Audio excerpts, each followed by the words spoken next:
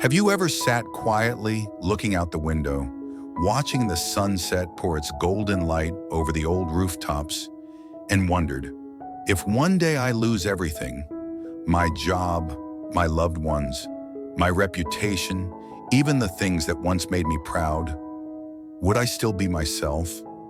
At this age, I think each of us has had at least one moment like that. A moment when we look back on life and realize that everything we try to hold on to will eventually slip away, just like a river that never flows backward.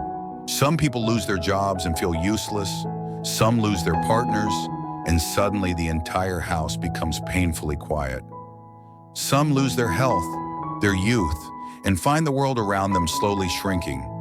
But then, in the middle of all that brokenness, there is a strange kind of silence, a space where we begin to truly listen to ourselves, where we realize that maybe loss is not the end. I used to believe that losing everything meant failure, that life had turned its back on me. But when everything was gone, I found something far more precious: peace. Not the kind of peace that comes from outer silence, but a deep stillness within the soul. If you have ever felt lonely, if you have lived through days when you no longer knew why you were still here, then perhaps this story is also yours. Stay with me for a few minutes. Who knows? Maybe you will find something in this story that belongs to you. And if you feel your heart being touched, please subscribe, leave a comment, or share your thoughts. Because sometimes just knowing that we are not alone in our sadness is enough to bring a little softness back to the heart. I once had a life that seemed to lack nothing. A steady job for more than 30 years, a small house with a lush green garden, and a wife who always smiled no matter how unpredictable life became. To many people, that life looked perfect. I used to believe that too. Every morning I woke up at 6 o'clock, had a cup of coffee, read the newspaper, and drove to the office. Everything followed such a routine that I could predict each moment. I felt safe in those habits, and never once imagined they could disappear. Then one day, after more than 3 decades of working, I retired. Everyone congratulated me, gave me gifts, shook my hand tightly. They said, "You deserve to rest now." I smiled, but deep inside, I felt empty. I went home, sat in my familiar chair, and realized I had no idea what to do the next morning. No more meetings waiting, no one to call my name from a list, no deadlines to chase. It sounded relaxing, but to me, that silence was terrifying. As time passed, that emptiness grew larger. Each day I woke up without a clear purpose. My wife, gentle as always, said, "You should rest, travel somewhere, do what you love." But I no longer knew what doing what I love meant. I had devoted almost my entire life to work. So when it was gone, I no longer knew who I was.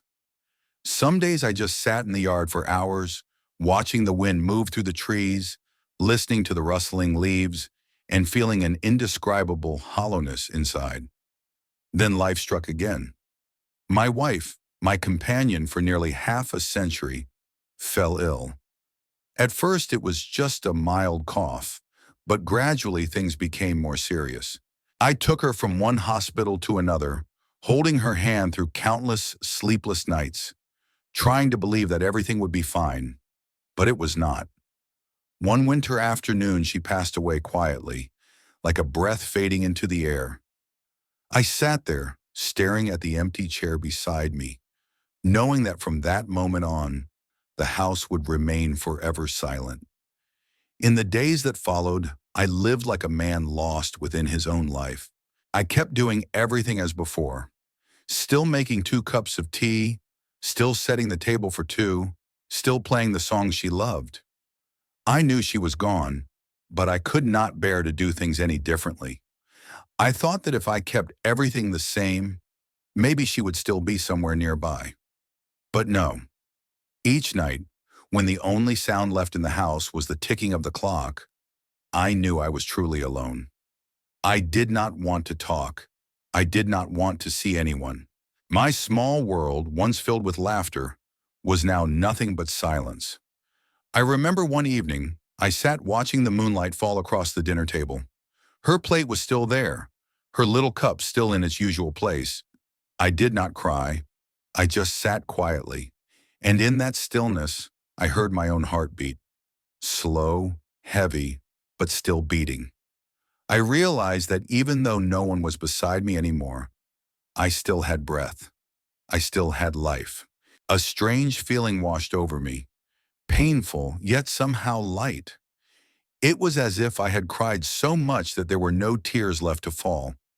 Perhaps anyone who has ever lost someone they love deeply understands that feeling. It is not the same as ordinary sadness. It is an emptiness that runs deep, as if the whole world suddenly stops, leaving only you and your memories. Every corner of the house carries the trace of the one who is gone. Every song, every familiar scent tightens your chest. But slowly, within that pain, I began to sense something very small, like a faint glimmer of light in the dark.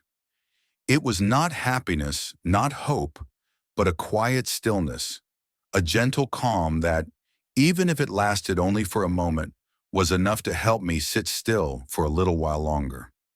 I do not know when it began, only that one morning I opened the door and stepped into the yard, hearing the birds singing in the trees. Their songs were no different from any other day, but that morning I heard them clearly. For the first time I saw sunlight streaming through the leaves, dew glistening on the grass, and I realized that life was still continuing. I had simply stopped noticing it for so long, and that small, quiet moment changed me. I began to learn how to live again.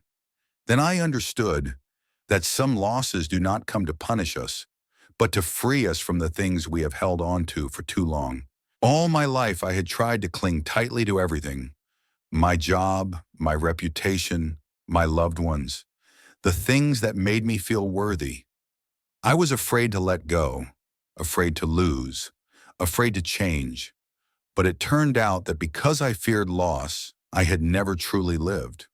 When everything was taken away, I discovered that there was still a part of me that remained untouched, a part that did not depend on anything outside of myself. That morning, when I heard the birds singing, I sat quietly for a long time, long enough to see the sunlight shift its color on the wall. During that time, I was not thinking of anything. No past, no future, only the present, only me, the wind, and the sound of my own heartbeat. For the first time in my life, I was not trying to do anything, not trying to fix anything. I just existed. And in that simple moment, I felt something strange. I was at peace, not because everything had gotten better, but because I had stopped resisting what was. I realized that all those years, I had lived like someone holding the string of his own kite, afraid it might fly too far, afraid to lose control.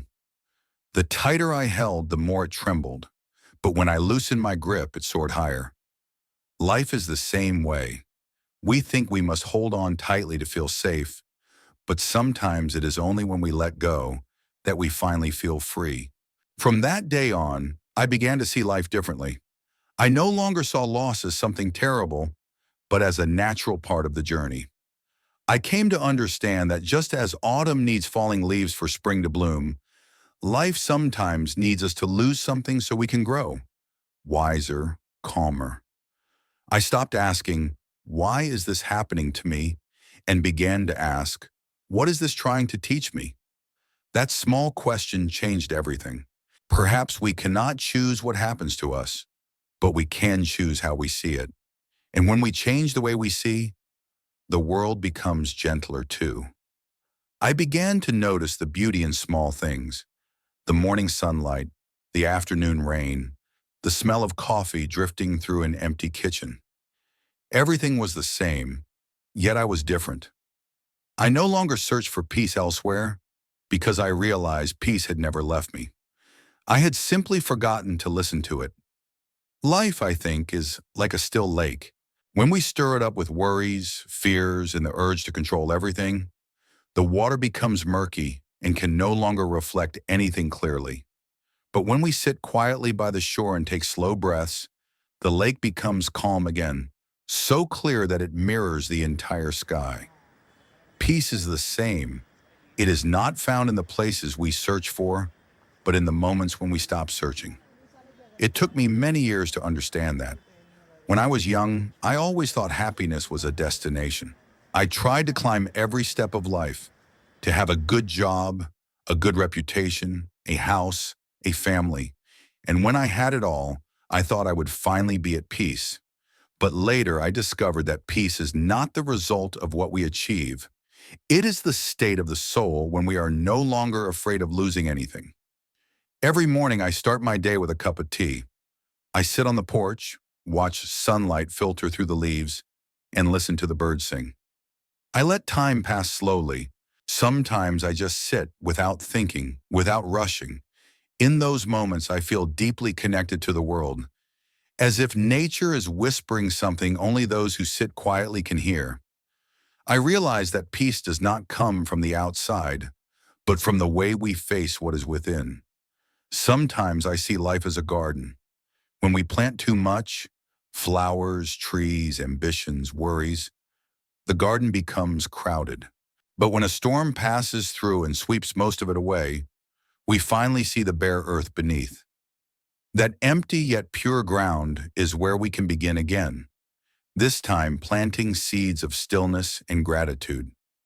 I learned that loss is not an ending, but a cleansing, a way for life to begin anew, simpler and lighter. Old age has taught me one thing: everything will change. People come and go. Joy and sorrow rise and fall, like waves, sometimes gentle, sometimes fierce. But the ocean does not lose its vastness because of a single wave. Our hearts are the same. When we learn to stand still and watch the waves come and go, we no longer get swept away by them. Perhaps true peace is not when the waves are calm, but when our hearts are no longer afraid of them. I used to be afraid of being alone, but now I no longer find loneliness frightening. Loneliness teaches us how to listen. When the world around you grows quiet, you can finally hear your own breath, the echoes of your memories, and the voice of gratitude within you. I am grateful that I am still here, still able to feel the sunlight, still able to smile when I think of the one who is gone. Loss does not erase love. It simply makes that love quieter, deeper, and perhaps more real. I have also learned that forgiveness is the shortest path to peace. Not only forgiving others, but also forgiving myself. For the years I blindly chased things that did not truly matter, for the times I was stubborn, and for the moments I forgot how to love myself. When we stop blaming ourselves, our hearts soften, and in that softness, peace finds a place to rest. Now every day feels like a gift. I no longer need to do anything grand or prove anything to anyone. I just want to live slowly enough to feel each breath, each afternoon, each sunset. I watch the light fade across the rooftops, listen to the leaves falling on the narrow path, and smile. Life is not perfect, but I see its beauty, because at last I understand. Peace is not the absence of storms, but the ability to stand steady within one without losing yourself. In the end, I realize that when we lose everything, we do not really lose anything at all. We are simply given the chance to look again, to see more clearly what truly matters. Life never takes something from us without offering something deeper in return. Sometimes that gift does not come in bright light, but in darkness, where we are forced to sit still, to listen, and to learn acceptance. Now, I am no longer afraid of loss, no longer afraid of change. I know that everything will eventually pass. The pain, the joy, even this very life. And within that fragility, I find the quiet beauty of existence. Every breath, every morning, every drop of dew on a leaf becomes a small miracle. Peace, I've realized, is not something we must search for. It has always been there, waiting patiently for us to grow still enough to see it. If you're going through a difficult time, do not lose hope too quickly. Believe that behind every broken piece, there is always a door waiting to open. Perhaps not leading you where you wanted to go, but surely leading you where you need to be. Keep moving forward even slowly, because even if you cannot yet see the sunrise, the sun is still rising somewhere behind the clouds. Life is short. We cannot take anything with us except the way we have lived and loved. So if you can, live more slowly, love more deeply, and forgive more freely, both others and yourself. Because after all, I have come to understand something beautifully simple. We do not need to be perfect to be at peace. We only need to let our hearts grow quiet, to cherish what remains and to smile at ourselves. Because when the heart is at peace, life naturally follows.